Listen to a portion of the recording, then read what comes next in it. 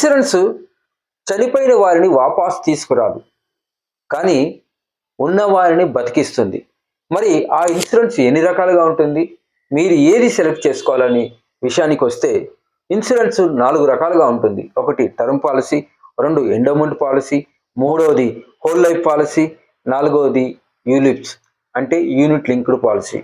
వీటిలో మీరు ముఖ్యంగా టర్మ్ పాలసీని మాత్రమే తీసుకోండి, ఎందుకంటే ఇది మీ యొక్క ఫ్యామిలీకి రక్షణని ఇస్తుంది.